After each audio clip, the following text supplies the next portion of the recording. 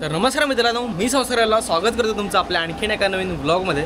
तर मित्रांनो, कालच बाईकची सर्व्हिसिंग करून आणली आणि कालच आपल्यावरती कोणतरी आपटलेला पाठच्या नंबर प्लेटवरती। नंबर प्लेट थोडीशी पेंट केलेली त्याने, बट आता एवढं काय दिसून येत नाही आहे त्याच्यात।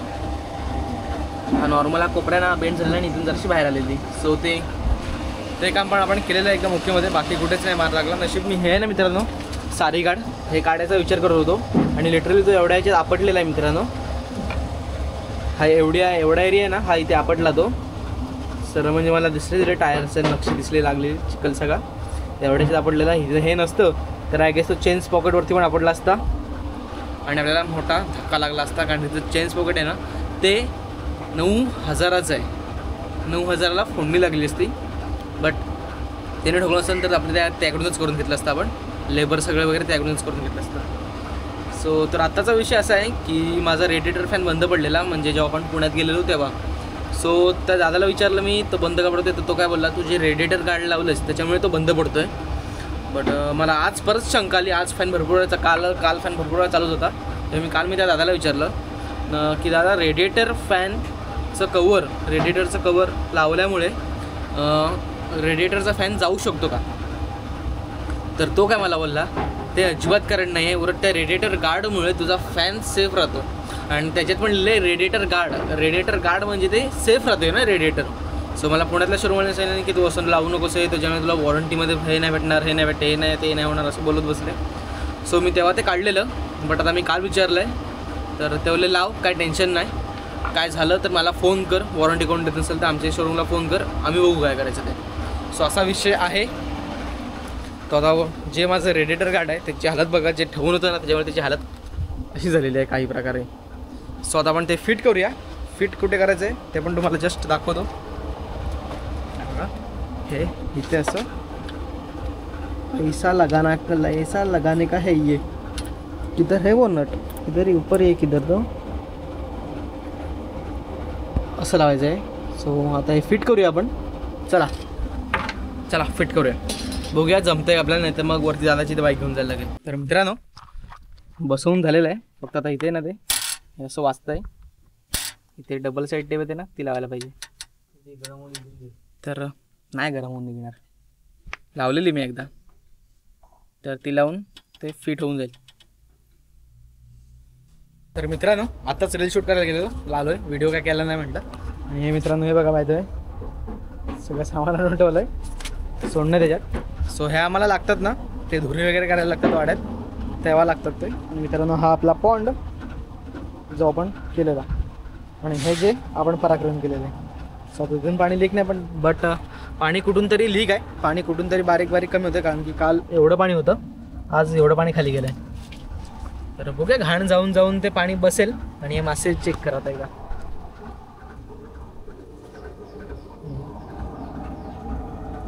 फक्त एकदा खाणं टाकतो आणि तुम्हाला दाखवतो मासे किती आहेत ते पण सोलते आता।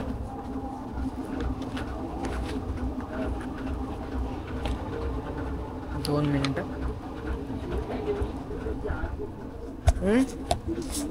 2 मिनिटं आणलं।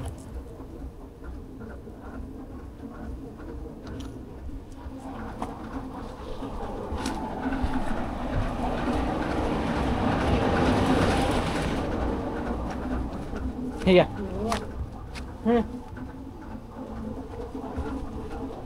हे बघा मित्रांनो,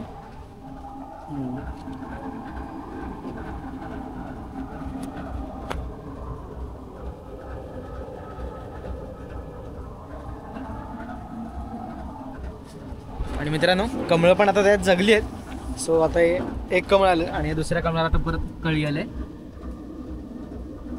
बघा, त्या तिकडे कोपऱ्यात एक आहे तिकडे। सो असं काही दिवसांनी सगळी कमळं फुलतील। आणि आता पाणी बघूया केवढं ठेवायचं, आज परत रात्री पाणी भरायचं प्लॅनिंग आहे आणि उद्या परत आपल्याला समजेल पाणी किती कमी होतं ते। तर मित्रांनो, मी आता निघालोय वाड्यात दूध काढायला। सो चला जाऊया, आणि तुम्हाला पण दाखवतो दूध मला काढता येतं की नाही ते। सो जास्त नाही, एकच म्हैस आहे, त्याच्यामुळे जास्त काम नाही, बाहेर पूर्ण काळोख पडला आहे आणि आत्ता मी निघालो आहे वाड्यात दूध काढायला। आणि हे बाय द वे आणले ना, हे सगळं त्याच्यासाठीच आणलेलं आहे, जेणेकरून वाड्यात आहेत ना मच्छर चावतात तेव्हा. सो आता जाऊया वाड्याची. ते काय दिसत नसेल मी तुम्हाला, बट काळोखच तसं इथे सगळं. हा बघा तुम्हाला जस्ट दाखवत आहे किती शकता. घाण असेल सगळं साफ करायला लागेल, ते धुवायला वगैरे लागेल सगळ्या मशीन. ते बघा ह्या दोन, ही एक आणि हे वासरू आहे ना, हे तीच आहे. सो आपण आता दूध काढायला सुरुवात करूया. आणि पहिला त्याच्या आधी सगळे साफ करून वाडा वगैरे धुया, म्हैस वगैरे धुया, गव्हाण वगैरे सगळं साफ करून आपण सुरुवात करू. चला तर मित्रांनो, आता वाडा वगैरे सगळा एकदम चकाचक केलेला आहे. एवढा बघू शकता तुम्ही. पुढ्यात पाणी ठेवलेलं आहे, पण तो काही पित नाही. गव्हाणी पण एकदम स्वच्छ सगळं केलेलं आहे. धुरी करायची आता आणि आपण दूध काढायला बसू. सो ब्लॉगमध्ये कंटिन्यू राहा. जर का आपल्या चॅनल नसेल तर मित्रांनो आपल्या चॅनल सबस्क्राईब करायला पण विसरू नका. सो तर मित्रांनो इकडे धुरी केले, बघू शकता तुम्ही. धूर मस्त होईल आणि आता मच्छर पण पळतील. सो हे दिसत आहेत ना चावायला आपल्याला, ते सगळे पळतील. आणि सगळं घेतलेलं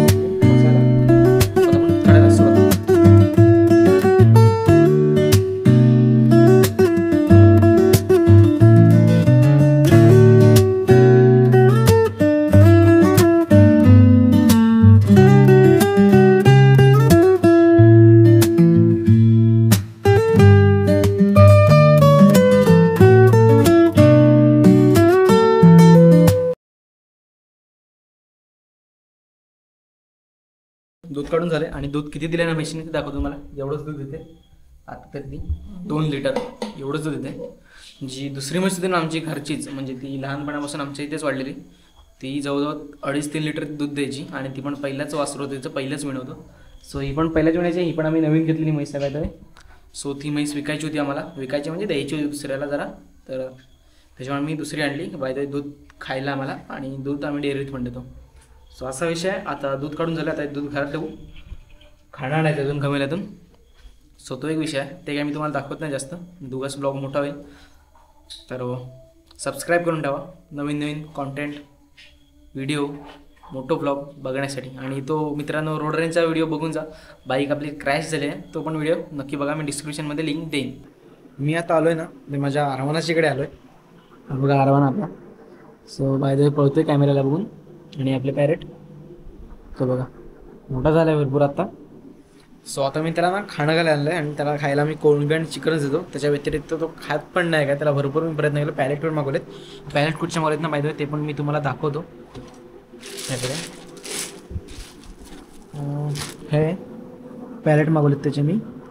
सो हे पण तो खात नाही. साईज पण बरोबर आहे त्याच्या, पण तो काय करतो, तो घेतो तोंडात आणि परत लगेच काढून टाकतो. सिल्वर आरवाना पण तसंच करतो. सो आता मी ह्याला खायला घालतोय. सो तो उड्या पण जंप पण कशी मारतो ना, जंप उडी तिथे बघत जा. तर बघूया आता मारलं तर बघूया, बट शक्यता आहे मारायला. अशी धरून ठेवायचं वरती, उडी मारतो बाहेर. त्याच्यात आपण ह्या पॅरेटला आहे ना इकडे खाणं घालूया, नाही तर ते पॅरेट आहेत ना त्याला खाऊन देत नाहीत, सगळं चिकन खाऊन टाकतात त्याचं. सो मित्रांनो पहिलं तर आपण काच आहे ना तिकडे टाकूया. जस्ट आता तुम्ही बघू शकाल की तो तशी उडी मारतोय ती. सगळं खाणं जे आपण जर आणलेलं जस्ट आता बघू.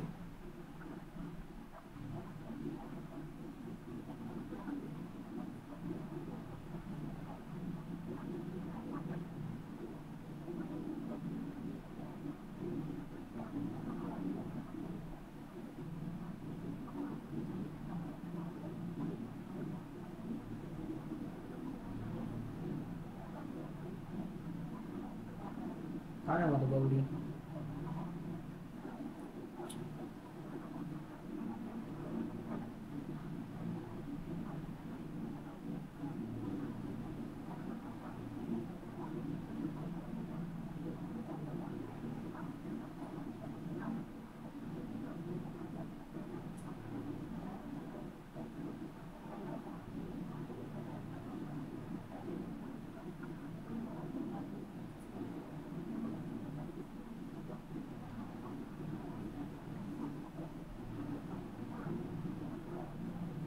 उडी मारत नाही मित्रांनो तो काय बघूया तरी.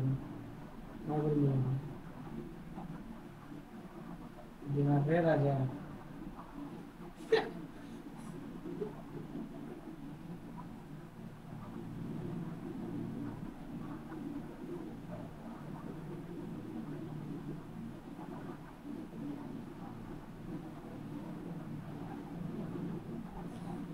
ते बघा मित्रांनो कसे पॅरेट मध्ये मध्ये त्याला खात असताना.